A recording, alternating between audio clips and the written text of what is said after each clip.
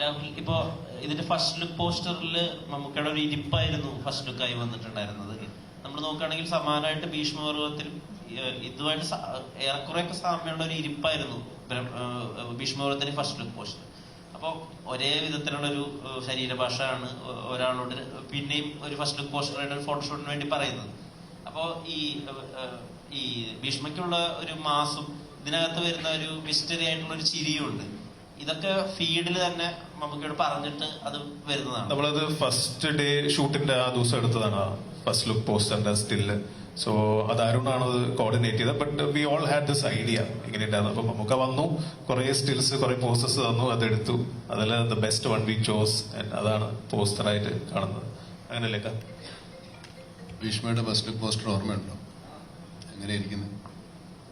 അങ്ങനെയാണോ ഇരിക്കുന്നത്? അല്ല, ഭീഷ്മയിൽ ഇങ്ങനെയാണ്. അപ്പൊ സെയിം ബോഡി ലാംഗ്വേജ് അല്ല. എന്നെ ചതിക്കരുത്, ഞാൻ ഒരുപാട് അല്ല നമുക്ക് കുറെ ഇൻഫ്ലുവൻസുകൾ കൊടുക്കുന്നു പറഞ്ഞിട്ടുണ്ട്, കേട്ടിട്ടുണ്ട്. ഇതിനതില്ലല്ലോ, ഞാൻ കണ്ടിട്ടില്ല. കാലം ഇതല്ലേ. അല്ല, അപ്പൊ പറഞ്ഞ കേട്ടതും കണ്ടതും അല്ലെങ്കിൽ വായിച്ചൊന്നും പറ്റൂല. എന്ത് കാണാൻ? കാലത്ത് നമ്മൾ കാണുന്ന, നമ്മൾ ജീവിച്ചിരിക്കുന്ന കാലത്ത് മാത്രമേ ഉള്ളൂ. നമ്മൾ എത്രയോ കാലം മുമ്പ് നടക്കുന്ന കഥയാണ്. അപ്പൊ അതിനകത്ത് ഒബ്സർവേഷനോ ഇൻഫറൻസോ ഒന്നുമില്ല. സങ്കല്പം മാത്രമേ ഉള്ളൂ. ശൂന്യാകാശത്ത് നിന്ന് പിടിച്ചെടുക്കണം എന്തെങ്കിലും ഉണ്ടെങ്കിലേ ഉള്ളൂ.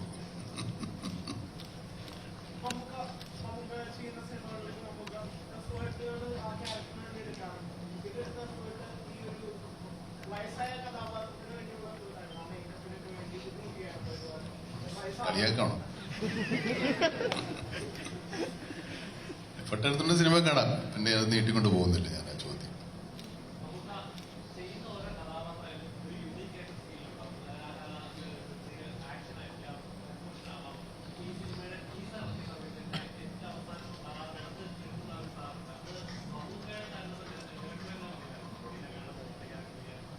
ഡയറക്ടറോട്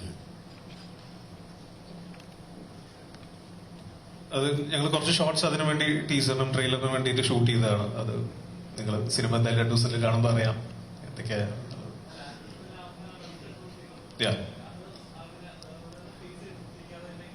അത് ബബുക്ക് തന്നെ ചെയ്തതാണ്. ഞാനൊരു ഐഡിയ പറഞ്ഞു, ബബുക്ക ഇക്കടെ രീതിയിൽ അത് ചെയ്തു. പക്ഷെ അത് അടിപൊളിയായി വന്നു. അത് ടീസറിൽ ഞങ്ങൾ ചെയ്തു. ട്രെയിലറിലും അങ്ങനത്തെ ഒരു സാധനം ടുവേഴ്സ് ചെയ്യാൻ ഒരു ഷോട്ട് അങ്ങനെ പ്ലേസ് ചെയ്തു. സോ